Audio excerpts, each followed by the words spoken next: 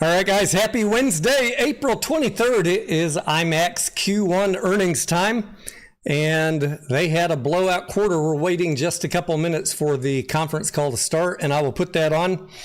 While we're waiting on that, a couple of key highlights for you. Q1 revenues came in at $87 million.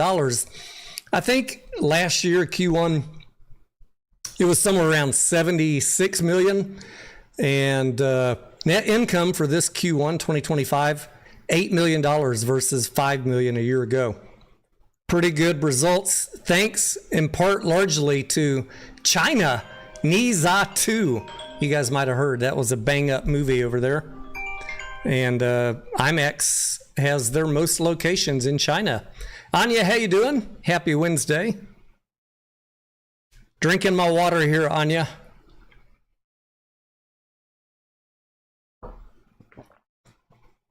I've got the conference call queued up here, waiting for them to get off the music so I can pull that screen up. IMAX sets Q1 box office record of $298 million. The revenue to the company was $87 million. And let's see what else. IMAX captures 20% of strong domestic opening for Sinners. I guess they're already talking about Q2 a little bit. Maybe we'll get a little bit of peek into how the rest of this year and Q2 are going. That's really what I want to hear from IMAX. Here coming up in Q2, we got Sinners off to a strong start. We got Thunderbolts, which the more news that is coming out on Thunderbolts now, the better and better it's sounding. I don't know if you guys have seen the reviews and the press that is starting to hit right now on Thunderbolts. And the more previews I see about it, the newer ones, the more I am excited to see that movie. I was a little bit iffy about it in the beginning, but it just appears to be getting better and better. Mission Impossible, The Final Reckoning, How to Train Your Dragon, F1, and Fantastic Four, all coming up in the next couple months. Pete, how you doing? Jim, what's going on? So IMAX is Chinese. Yeah, one of the slides we'll go through in the deck here, Jim will show their China exposure. Let me see if it's on this slide deck. This is just the press release, so I don't think it's in here. But they are massive in China. Unfortunately, AMC is not, if you're in AMC, but we knew that this was going to be good for IMAX. All right, the call's starting. For standing by, and welcome to IMAX first quarter 2025 earnings conference call. At this time, all participants are in a listen-only mode. After the speaker presentation, there will be a question and answer session. To ask a question during the session, you will need to press star 11 on your telephone.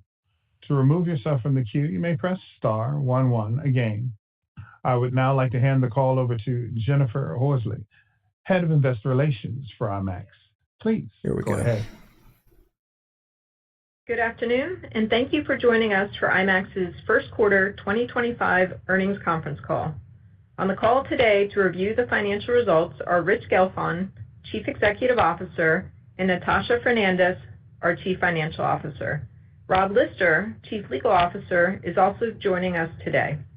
Today's conference call is being webcast in its entirety on our website. A replay of the webcast will be made available shortly after the call. In addition, the full text of our earnings press release and the slide presentation have been posted to the Investor Relations section of our site. Our historical Excel model is posted to the website as well.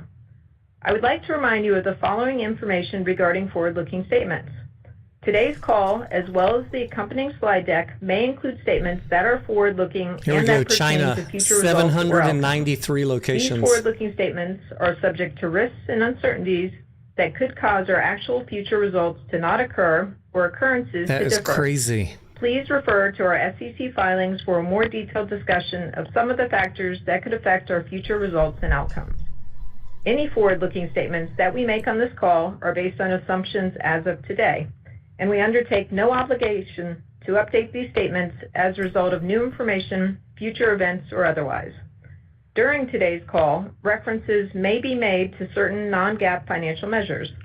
Discussion of management's use of these measures and the definition of these measures, as well as a reconciliation to non-GAAP financial measures, are contained in this afternoon's press release and our earnings materials, which are available on the Investor Relations page of our website at IMAX.com.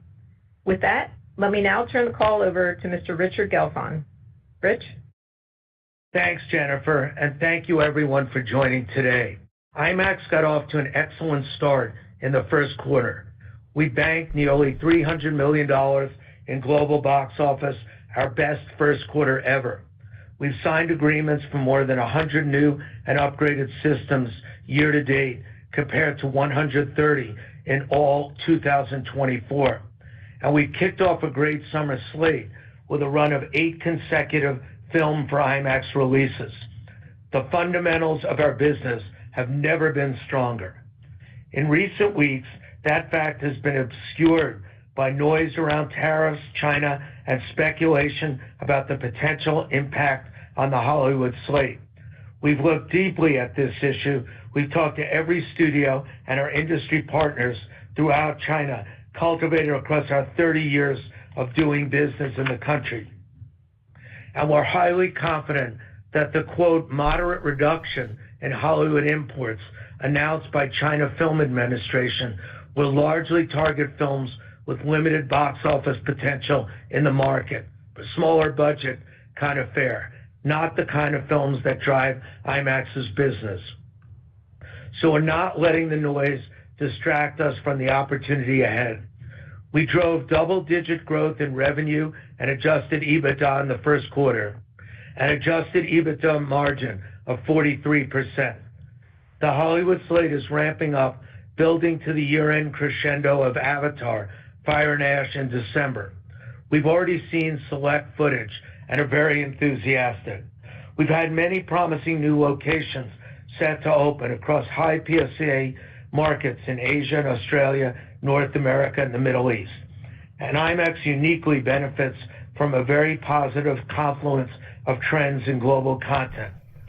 The rapid rise of big-budget, high-production value, local language blockbusters from around the world, and 2, the continued resurgence of the Hollywood slate, with releases from the biggest filmmakers and tentpole franchises lined up through the end of the decade. We continue to wield our leverage in the industry to provide a diverse, dynamic, truly global programming slate. On the content side, first, 2025 is shaping up to be a watershed year for our growing, successful local language strategy. Chinese New Year exceeded our wildest expectations with $182 million in IMAX box office, triple our previous record. Like Top Gun Maverick, Oppenheimer, and Dune Part 2 before it, Ne Zha 2 became synonymous with IMAX, as we've earned more than $164 million to date with the film. We indexed 7.5% with the film in China on less than 1% of the screens, about double our average with local animated releases. As a reminder, IMAX collects a higher fee in China with local language releases than it does with Hollywood releases. We see tremendous opportunities ahead with international films. It's quite possible that IMAX delivers its highest grossing local language films of all time in China, Japan, and India this year. In Japan, Demon Slayer: Infinity Castle, the sequel to the highest grossing Japanese film of all time, arrives in July, followed by a global release in the fall. And in India, War 2 has the potential to join the ranks of India's biggest blockbusters when it comes out in August. These well-established markets are building bankable and often exportable franchises to rival Hollywood releases. And we're tapping into fast-growing film industries in priority markets like Saudi Arabia, Vietnam, Indonesia, and Thailand to expand our content portfolio and drive network growth. In 2019, local language film accounted for 12% of our total global box office. In 2023, that figure rose to 21%, and in the first quarter of 25, it was 68% of our box office. We've already delivered more local language box office this year than we did in all of 2024, and we remain very bullish on a Hollywood slate that features more IMAX DNA than ever. Every Hollywood release scheduled from now to August was filmed with IMAX cameras. Just this past weekend, we delivered 20% of the domestic opening of Sinners, which was shot in part for IMAX with IMAX 70mm film. And on Monday, Sinners continued its torrid pace in IMAX, dropping off very little from Sunday and delivering $2 million, indicating a great hold is likely for this week. Yet again, when an auteur filmmaker like Ryan Coogler leans into IMAX, audiences heed the call and turn out for the platform in a big way. This outperformance is consistent with what we've seen with the big IMAX 70mm releases like Oppenheimer and Dune Part 2. Sinners also delivered our biggest domestic opening weekend ever for a horror film. Over the next few months, buzz is building for our film for IMAX slate. Mission Impossible: The Final Reckoning will make a splashy debut at Cannes in just a few weeks, followed by the London and New York premieres in IMAX. Insiders are high on both Marvel's Thunderbolts and Fantastic Four. The trailers for Superman have racked up hundreds of millions of views online. How to Train Your Dragon screened to acclaim at CinemaCon. And early IMAX exclusive F1 pre-sales are strong, and we have many IMAX exclusive elements and events throughout its promotional campaign. This year concludes with Zootopia 2 and Avatar: Fire and Ash. The first two Avatar films earned more than $250 million apiece in IMAX. 2026 kicks off with the Avatar carryover and features Christopher Nolan's The Odyssey, as well as Avengers, Star Wars, Super Mario Brothers, Toy Story, Greta Gerwig's Narnia, and the Dune sequel from Denis Villeneuve. And 2027 already boasts another Avengers and Star Wars, as well as Batman 2 and Frozen 3. Once viewed as a competitive threat, streaming services are leaning into IMAX in a big way. Whether it's our exclusive window for Greta Gerwig's Narnia for Netflix, the longest theatrical window Netflix has ever granted at 28 days, or Apple prioritizing an IMAX release before securing a studio partner for F1, or Amazon purchasing our original documentary Blue Angels and committing tentpoles like Project Hail Mary and Mercy to the Film for IMAX program.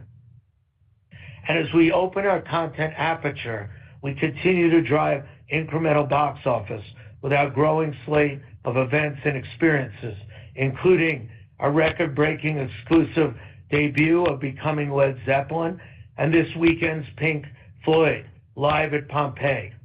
Our exclusive re-release of Studio Ghibli's classic Princess Mononoke, which earned $4 million in its debut, the biggest IMAX domestic opening ever for a local language film, and our sold-out live sports test in France with the annual Le Classique football match. Global network and technology. Looking at our global network, our system signings and installations are a strong indicator of anticipation among exhibitors and the prevailing sentiment that IMAX will be the preferred choice for consumers worldwide as the slate rolls out. We installed 21 systems worldwide in the first quarter, our second best first quarter ever for installs. And we've signed agreements year to date for 101 new and upgraded IMAX systems worldwide. This includes a major agreement with AMC, which will add 12 new IMAX locations and upgrade virtually its entire IMAX footprint in the U.S. to IMAX with Laser. We also continue to expand our roster of partners in the U.S. This year alone, we'll open at least 11 locations with regional partners that we've signed up in the past 12 months. Internationally, Japan continues to be a priority market for us. Year to date, IMAX has now signed agreements for 11 new and upgraded locations in Japan, including a rare location with 2 auditoriums in Tokyo. We also expanded across Western Europe with our fast-growing partners at Canopolis in a multi-territory agreement spanning France, Belgium, Spain, the Netherlands, as well as the U.S. and Canada. To close, it's a very exciting time at IMAX. Our business has proven to be resilient and able to thrive in many different economic cycles. We have no doubt that will remain true. We have visibility to a more promising slate through the end of the decade than we've ever seen in the future, and a strong trajectory for continued network growth. We look forward to seizing the opportunity to deliver results for all of our shareholders. Thank you. With that, I'll turn it over to Natasha. Thanks, Rich, and good afternoon, everyone. In the first quarter, IMAX exceeded its expectations across global box office, system signings, system installations, and adjusted EBITDA. Our results in the quarter were driven by record box office and 40% year-over-year growth in IMAX system installations worldwide. And this outperformance again highlighted the operating leverage in our model with a total adjusted EBITDA margin of 42.7%. We are on track to achieve our guidance for the full year, including a record $1.2 billion in global box office. Taking a closer look at our Q1 results, we delivered revenues of $87 million, up 10% from the prior year first quarter. Content Solutions revenues of $34 million grew year-over-year with gross margin of $24 million, up 7%, driven by our record Chinese New Year box office and our overall programming strategy, which featured a mix of content including Hollywood, local language, re-releases, concert films, and sports. Our best ever Q1 box office also led to a high Q1 global market share of 3.5% on less than 1% of screens globally, and a record of 5.4% in China, both of which reflect IMAX's outperformance in the quarter. Technology Products and Services revenues of $51 million was up 17% year-over-year, with gross margin of $29 million, up 23%, driven in part by growth in global box office. The quarter also saw growth in installations, 21 versus 15 systems in the prior year, which included a higher mix of sales-type arrangements. The geographic mix of installations was evenly spread with 7 systems in each of domestic, rest of world, and China. Exhibitors globally are shifting into investment mode in advance of the strong upcoming IMAX slate. Similarly encouraging was the strength in Q1 signings, which at 95 systems was up 87 from the prior year and included signings in high per-screen average markets such as the U.S., Europe, and Japan. The strong Q1 signings lifts the IMAX backlog to 516 systems, up 74 systems or 17% year-over-year, representing a solid pipeline for future global growth of the IMAX network. The gross margin performance in Q1 of 61% increased 200 basis points year-over-year, reflecting high incremental profit flow-through from the stronger box office performance. Operating expenditures defined as research and development and selling, general, and administrative expenses, excluding stock-based compensation, was $30 million and increased $950,000 year-over-year, driven primarily by timing of expenses. We continue to take proactive steps to enhance operational efficiency and reduce annual costs while optimizing IMAX's organizational structure, including eliminating redundant roles and centralizing select functions, which positively impacts both margin and OpEx. Overall, first quarter total consolidated adjusted EBITDA of $37 million increased $5 million or 15% year over year, driven by the higher revenues and gross margin.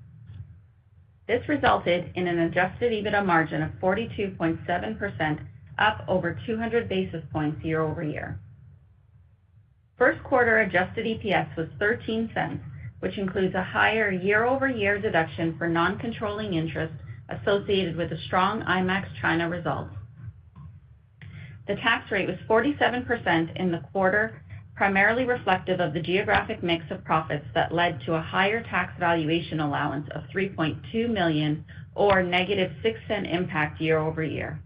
For the full year, we expect the tax rate to be at a more normalized rate based on the historical trends and our geographic forecast of annualized profits. Turning to cash flow and the balance sheet, cash flow from operations provided $7 million in Q1, which is an $18 million improvement over the prior year period. A good start to the year given seasonally Q1 is generally a lower cash flow quarter based on the timing of revenues and payments such as annual compensation payouts.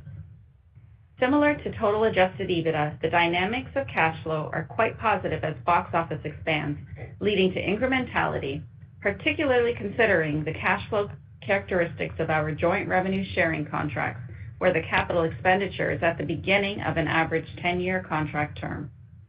During Q1, we used our available capital to invest in the business, including $12 million spent on growth CapEx related to partnering with exhibitor customers to grow and upgrade the IMAX network through joint revenue sharing arrangements. Our capital position remains very strong with cash of $97 million. Debt, excluding deferred financing costs, was $282 million.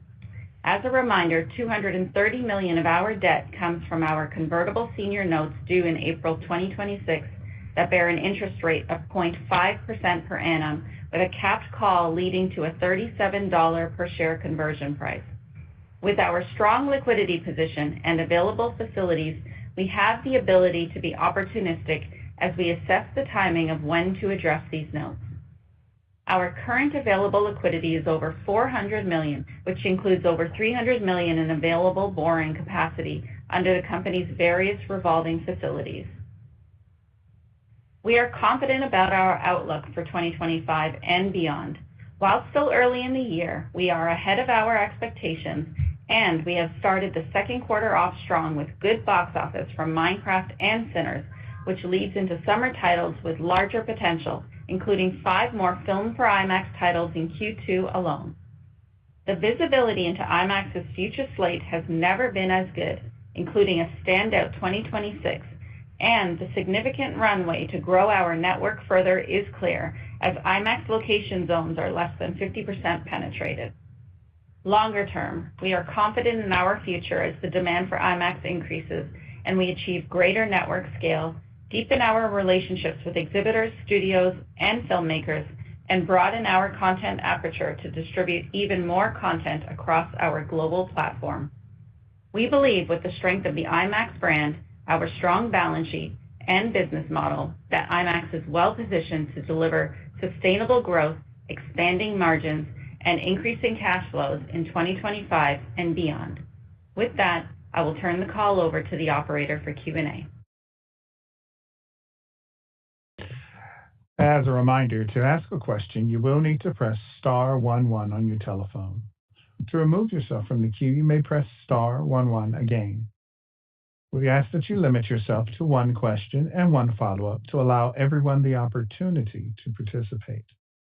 Please stand by while we compile the Q&A roster.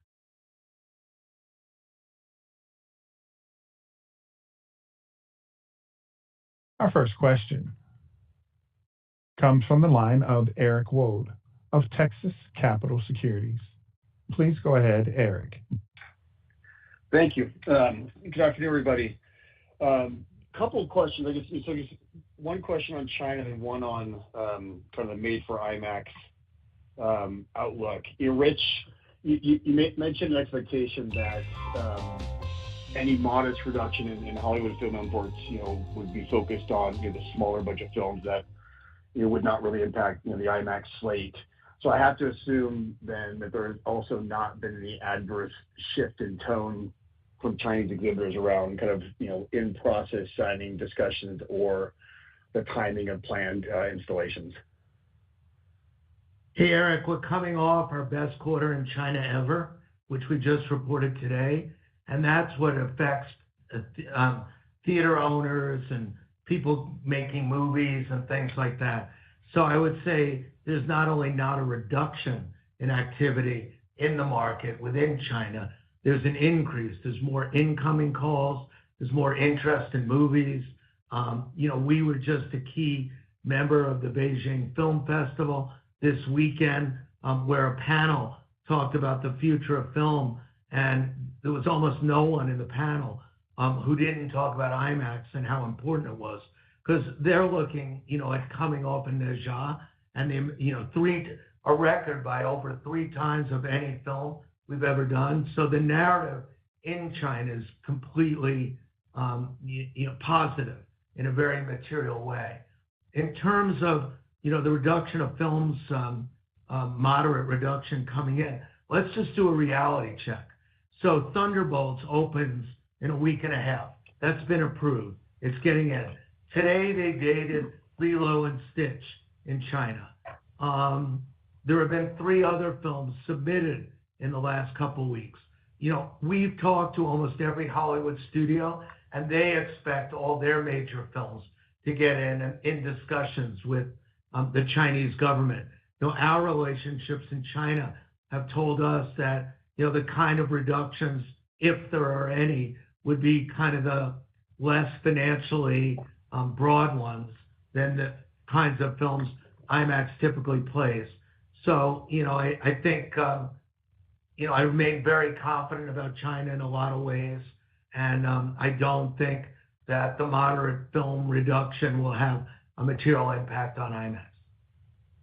No, that's perfect. And then my follow-up on you kind of Made for IMAX with now the big run of Made for IMAX films starting, I guess, as Sinners and moving through the summer. What is the primary gating factor to having a larger percentage of the film shot with IMAX cameras in the years ahead? Is it purely the number of IMAX cameras that are available to be used? Do you need broader sign-off from a greater number of studios and producers? And then, kind of what is that right number, do you think, without potentially diluting, the kind of the Made for IMAX cachet? So, Eric, I'd say it has more to do with slots than anything else. So, for example, we have 8 films in a row coming right now. So there just aren't more films we could have done in this period of time. And plus, we really want to be discriminating about it. So I don't think you should look at our success as how many we're doing in a particular period of time, because I think it needs to be the right kind of film for us to do it. And as a matter of fact, in terms of the film camera, that's a little bit different. There is a limiting factor there in the number of cameras. On the digital side, there isn't. But right now, as you know, the Nolans are shooting Odyssey with a significant number of IMAX cameras, which we're very excited about, obviously, for next summer. But we can't really, shoot more than 2 simultaneously with the film cameras. And once they're done shooting, then I think you'll see us film some other IMAX-made film cameras once that concludes, somewhat later this year. But I'd say, that I don't want you to think too much about supply of cameras. It's much more an issue of the right slots and the right content. Perfect. Thanks, Rich. There's only so many months in a year to show an IMAX film. Of Chad Beynon of Macquarie. Please go ahead, Chad. Hi, good afternoon. Thanks for taking my question.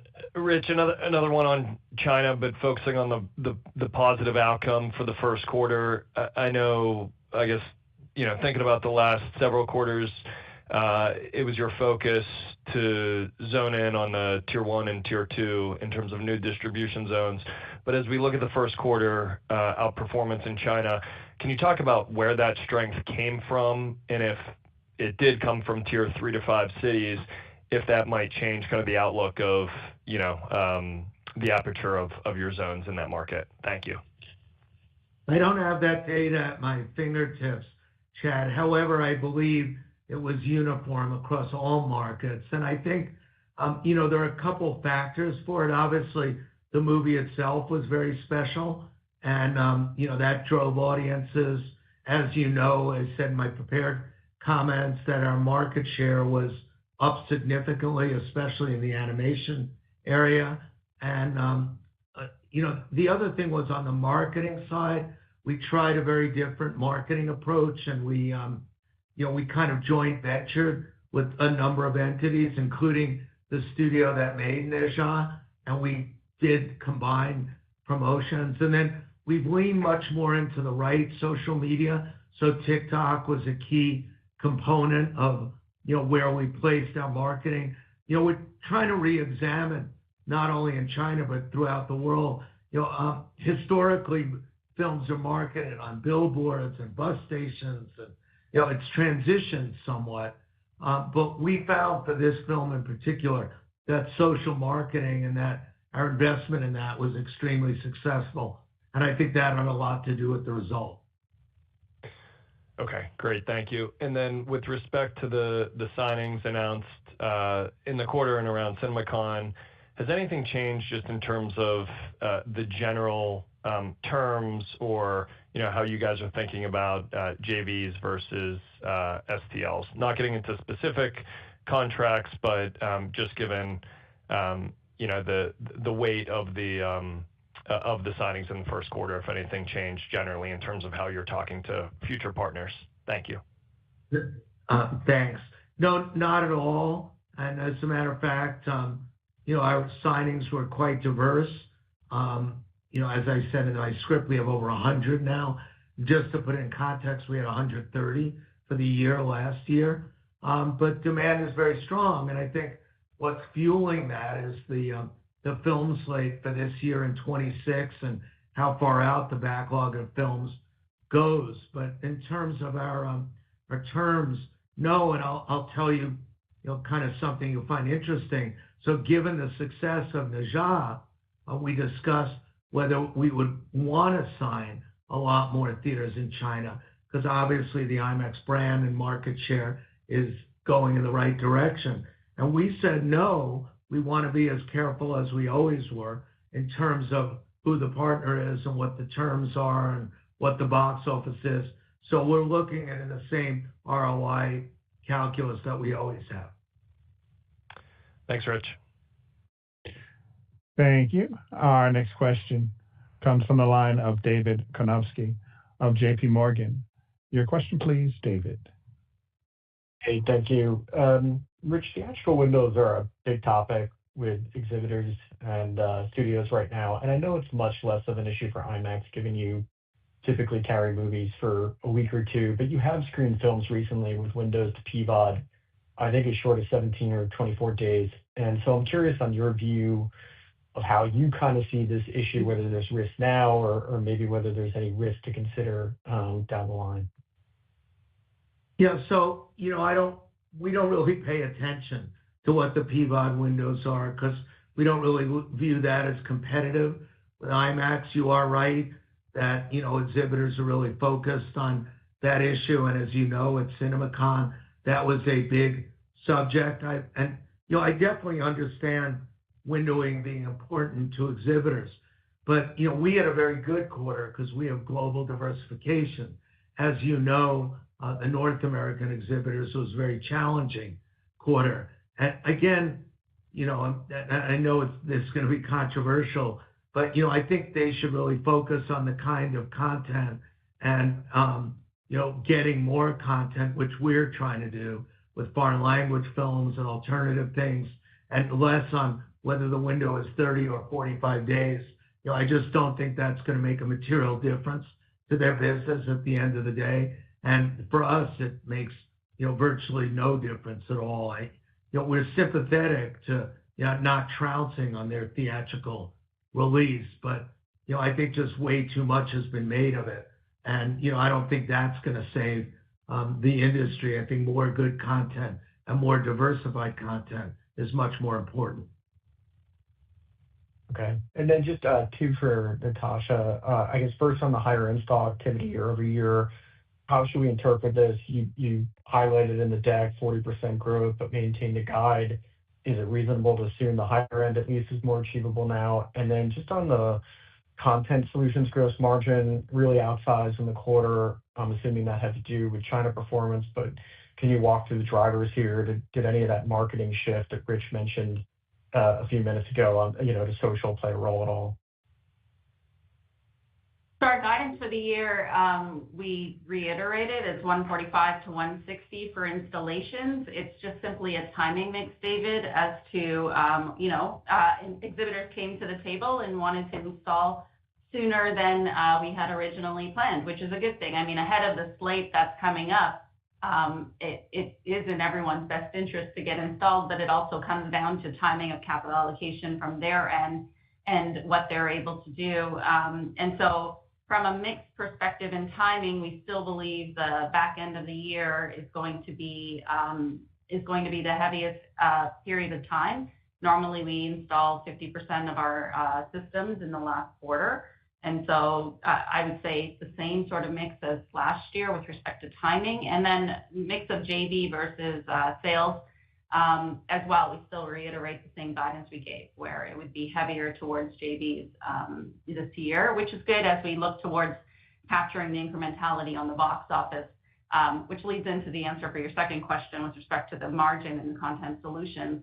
That is a prime example of what we've been talking about on our prior calls with respect to incrementality. When you start to work through the ability of achieving these higher box office levels, it flows mostly to the bottom line without additional costs. If you looked through, we do have a correlation slide in our investor presentation on the website. But if you look through that, when you start to see box office levels over 250 million, you can start to see a higher flow through incrementality of about 85% of every dollar is flowing right through to from revenue to EBITDA. And I think that's where you're starting to see that come through on that content margin. Also coupled with that, Q1, it was heavily driven by Chinese New Year. And so local language content does cost us less from a IMAX remastering perspective, and also from a marketing perspective. Rich touched on it just now, but marketing through social media channels versus print is obviously less expensive as well. So that gave us the opportunity on the margin there too. Thanks. Thank you. Our next question comes from the line of Eric Handler of Roth Capital. Please go ahead, Eric. Thank you very much. Good afternoon. Thanks for the question. Rich, I wonder if you could just give a little insight into how much runway do you have in terms of visibility for what movies are going to be shown in China in 2Q, and maybe talk about some other areas for local language content around the world in 2Q. Yeah, we have an awful lot of visibility, Eric, into China. As a matter of fact, earlier today we had our IMAX China board meeting, and we went through the slate for the rest of the year. And Natasha, jump in if you want to. But I think there were like 6 or 7 local language movies that have already been announced for this year. A number of them filmed with IMAX cameras. A number of them, we've been on set there. We've seen clips. We've interacted with the studios, and we feel pretty good about it. And if you look for a trend, Eric, that's gone more favorable to us over time. It used to be a little bit more of a black box process, but the China film regulators have gotten better at kind of giving us approvals more in advance for what's coming in the film slate and what the films are about. And the studios and the filmmakers have been much more willing to show us footage and put together marketing plans. So again, I know some of the names. I don't know these films well enough to talk about them, but I could say that our CEO of IMAX China is quite optimistic about the slate of local language films for this year. Eric, if it's helpful, we have added a slide in our deck as well, but there's 10 local languages confirmed in China that we put on that slide to be a little more helpful to everybody to see visibility into this year. As well, there's the Hollywood slate as well that we expect to come through. Okay. And then just as a follow-up, I wonder if you could talk about Sinners a little bit. I mean, 20% market share is fantastic. Wonder if there's a few things that maybe you could point to why, how Sinners got to 20% versus other movies that are, low to mid double digits. What sort of worked really well there? So I'd say a couple of things. Number one, it's a really good movie and really well shot by an auteur filmmaker. And, there was close to 100% on Rotten Tomatoes. And as you know, IMAX delivers the best when it's a really great filmmaker, it's a really great film, and cinemaphiles really want to see it. So I think that was kind of, the film was the kind of film.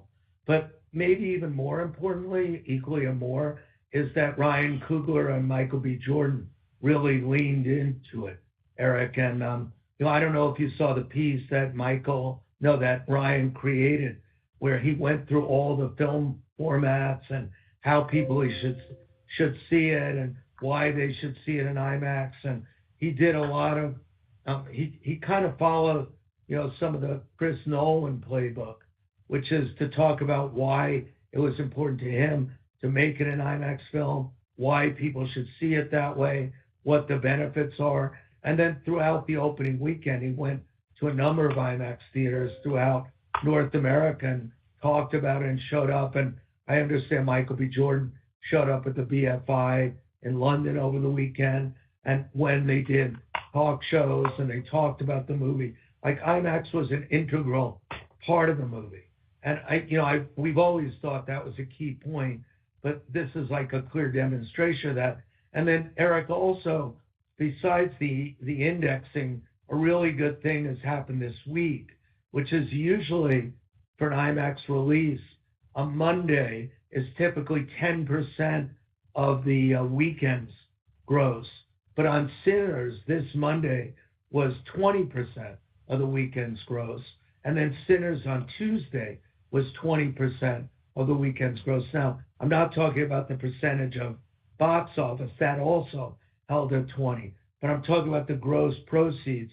So that it bodes very well for the run. And one of the things we were hoping was that because the movie was so good and so well received by fans and critics, that it would broaden out and that IMAX was a tool for it to broaden out. And again, I'm not saying it's going to do numbers like Oppenheimer or Dune, but it's the same kind of effect we're seeing in very similar numbers where the IMAX film has enabled this broadening out effect.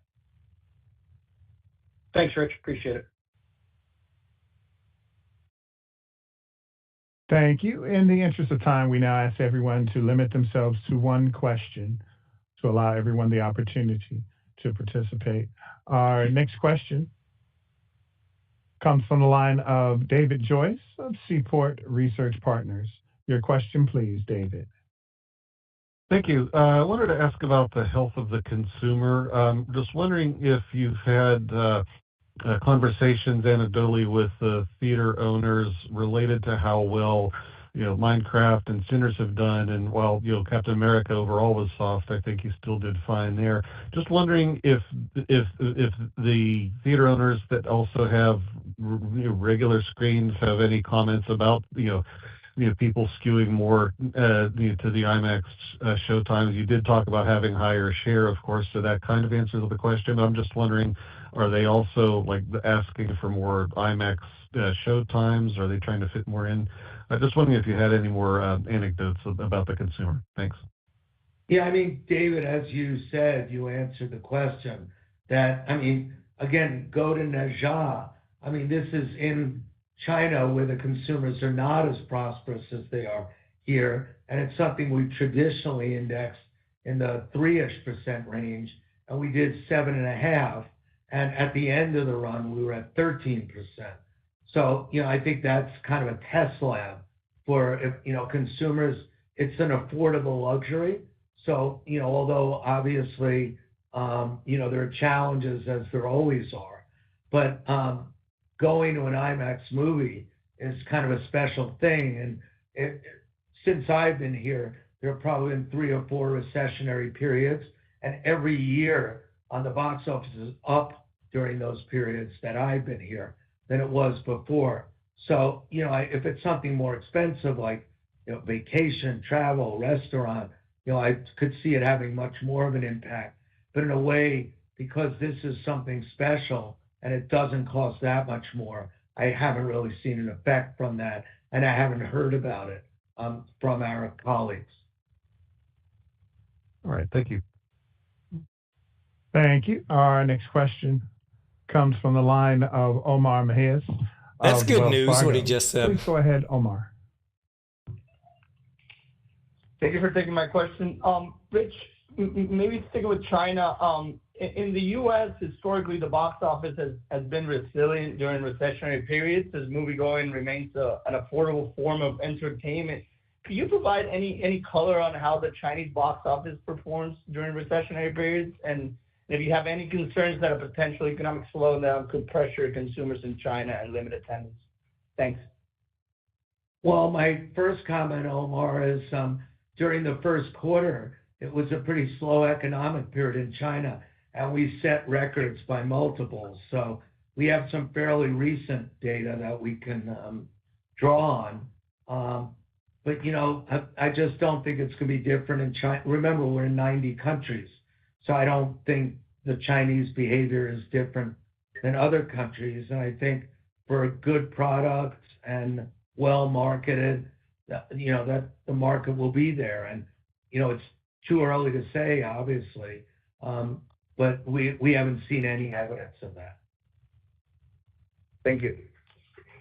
And I think the other thing to consider, Omar, is government support during recessionary periods as well. Like Chinese New Year, there was government support through there, and we saw some last year, and they've announced at the Beijing Festival as well that there'll be continued support. So I think even from that perspective, that there is always support during these recessionary periods. And when you think about it, the most discretionary part of movie going is concessions. And so they still want to go out and experience something, but there's an opportunity to, if you really need to save money, you're not spending as much on concessions, but you're going to enjoy the experience.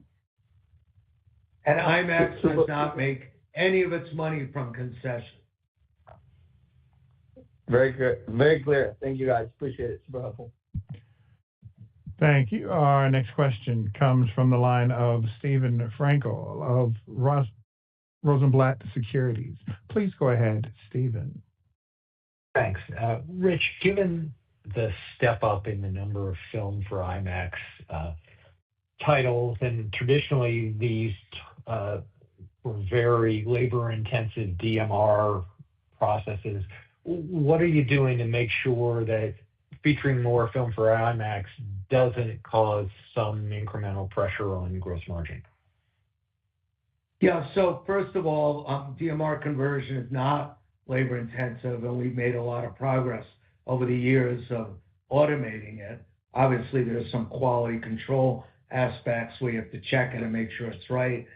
Second of all, for a lot of our foreign language titles, especially those in Asia, India, China, we outsource and we partner with local firms there that help with the DMR process, and that was facilitated by us putting DMR in the cloud. So our margins have gotten better on the DMR side over the years. And, we continue to look at that aspect of our business. So that's a priority for us, continuing to evolve the process and continuing to make it more automated. So I don't really see margins being squeezed. Do you want to add anything, Natasha? I think the only thing, Steve, is, the 2-week windows. And I think what I'm hearing from your question is that if you keep doing film for IMAX and they're back to back, you're going to lose the opportunity for incrementality of playing it longer. But I don't see that as as something necessarily hindering us, in that the first weekend and the second weekend are usually your biggest box office recoupment periods. And then we have the ability to find time in other spots during the year to bring titles back or to slot things in. I mean, you can go back to Maverick, which was a couple years ago, but we brought it back 4 to 5 times throughout a year. And so I think, and we've done that with other titles. We brought back re-releases. So whenever we see something that plays really well across the IMAX network, we look for opportunities to bring it back. Perfect. That's what I was looking for. Thank you. Thank you. At this time, we have time for one last question. Our final question comes from the line of Patrick Scholl of Barrington Research. Please go ahead, Patrick. Hi, thanks for taking the question. I was just wondering if you could drill in a little bit more on like the available dating slots for like the filmed in IMAX, and just managing like international distribution, if that also kind of conflicts with expanding the film for IMAX lineup in international markets. Yeah, well, we do local language films, as you know, like in other countries we use IMAX cameras, but you have to look at the slate and look at what the competition is from Hollywood and kind of see where you have open shows and open times and ways to do it. But we've been able to balance it. I think that's what you were asking, or I'm missing the point of your question. Yeah, that was mostly it. Thank you. Okay. By the way, operator, we have time for a few more questions, if there are any. Excellent, sir. Our next question comes from the line of Mike Hickey of The Benchmark Company. Please go ahead, Mike. Hey, Rich, Natasha, Jennifer. Great first quarter, guys. Congratulations. Thanks for squeezing us in, Rich. Appreciate that. Obviously, Rich, very unique environment here we're all sort of operating through, and we definitely appreciate your confidence. Very nice to hear in terms of film product getting into China. I guess, how do you think about the risk that Hollywood film studios could delay films until they're 100% confident that the films will be approved for distribution in China? I guess, are you seeing a mirroring in confidence, I guess, from the Hollywood studios in terms of getting film product in? And then the second question, Rich, do Chinese consumers view IMAX as an American brand? And if so, would you expect to encounter any pushback or brand sensitivity as a result? And obviously, I realize you guys hit across the first quarter and have significant market share, but I'm just wondering, as this sort of tariff turbulence continues, if there could be some pushback on the brand or not. Thanks, guys. So, Mike, because we're buddies, I'm going to be exceptionally blunt, which is, I think I answered the question about films getting into China 4 different times, and, maybe I wasn't clear. The Thunderbolts is opening in a week. There are 5 other films that have been submitted. We've been told by the studios that they've been told by the Chinese that the films have been getting in, and we've been told that by the Chinese. And we're talking to studios about the release patterns of those. So I'm not very concerned about that. Could there be small films that don't get in? There could be, but I don't think it's going to have a material impact on our business. Number 2, historically, 25% of our profit comes from China. And this year, we've already had a first quarter that blew away, any expectation we had from the year. So, if China suffered from small films, it's of very little concern to me. And I don't know, operator, maybe, I don't know how many more questions we could have so I could answer more about China. But the second part, Mike, was the consumer and the brand. Lord. So IMAX brand in China is, remember, We have 800 theaters. It's like a local prestige brand. And in our brand surveys, people value it more in China than they do anywhere else in the world. And, I probably, this is probably a minor point, but IMAX is a Canadian company, for those of you who don't know that. So, I don't know what the Canadian backlash is in China, but, Mike, next time you'll buy me a drink to apologize for too many micromanaging of the China questions.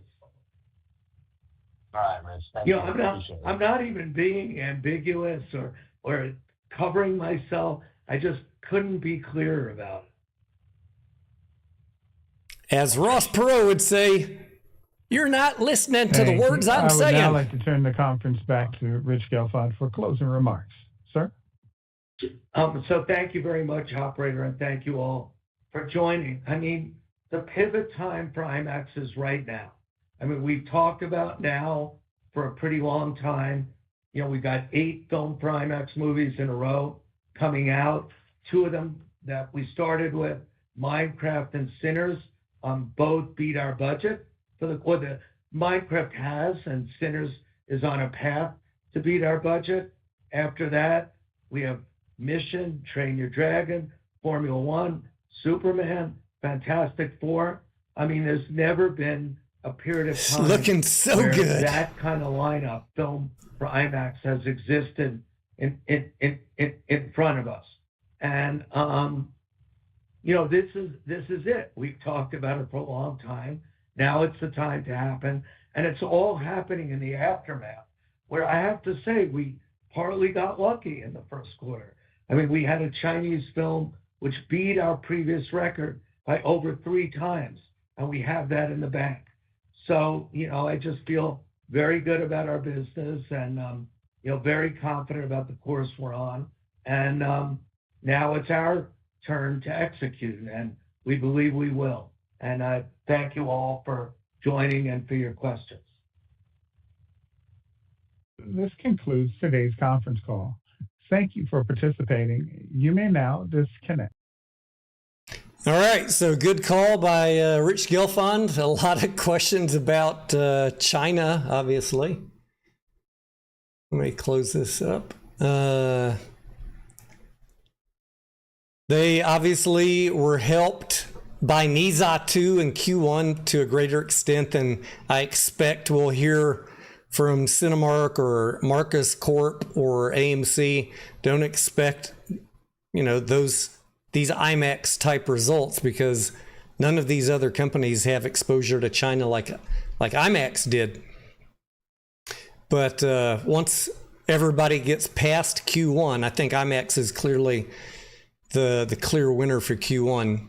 Well, all these other companies, as we listen to their calls in the coming weeks, it's going to be, all right, that's behind us. Q1's behind us. Let's focus on this slate for the rest of the year. And the slate looks really good. It's just, for everybody else, it's just been surviving Q1, which was just awful, unless you were in China.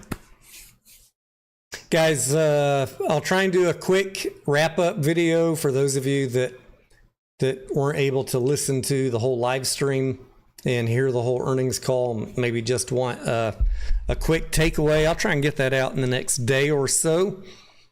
I think Cinemark is up next on our list. I'm not mistaken. Cinemark or AMC first? I forget, but we got on the channel here, we already have the live stream scheduled in May for Cinemark and AMC, and when Marcus Corp schedules theirs, I'll get that one up as well. Jim says China's printing money like it's going out of style. Yeah, and Rich Gelfond, the CEO over there at IMAX, does not really seem concerned about tariffs or economic impact on the movie-going experience in China. So that's good. Or even, I mean, I don't know if y'all caught that comment, but he kind of reiterated what you've heard people say before, even regarding like U.S. movie-going expectations, even if even if there is some economic slowdown, people still go to movies. You might cancel more expensive things like vacations or buying a car, but you're still looking for some entertainment. And as far as entertainment choices go, movies are still relatively inexpensive.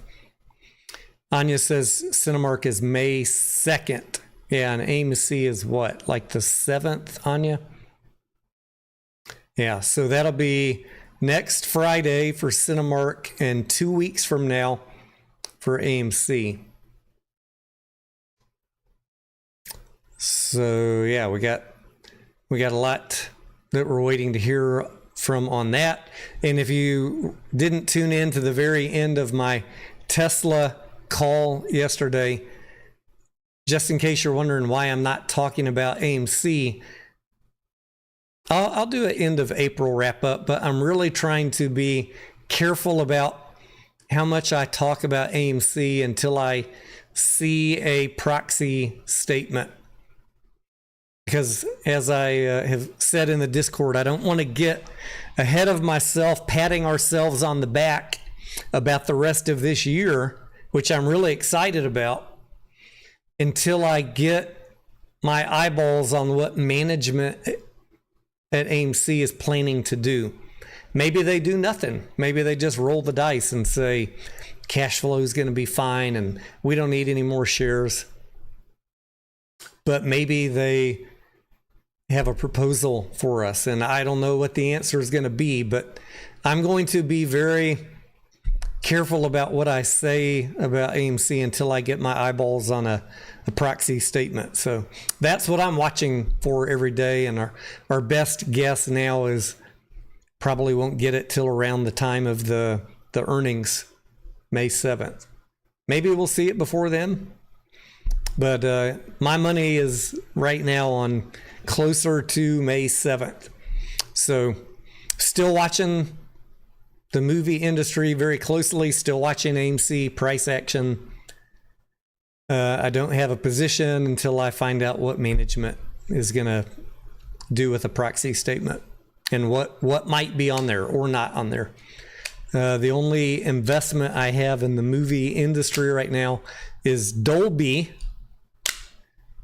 Although I will be taking a fresh look at IMAX and Marcus Corp now that we got Q1 behind us. And we'll see where we go from there. And AMC, like I said, I'm waiting on some guidance from management. Whether it's what I'm expecting or not is irrelevant. I just want to know what they're thinking. You know what I mean? I'm not worried about the movie slate at all. The rest of the year is going to be good. So that's where we're at on IMAX and my brief thoughts about the rest. We'll find out more in the coming weeks. Thanks for tuning in today, guys. Appreciate your time, and we will see you on the next one.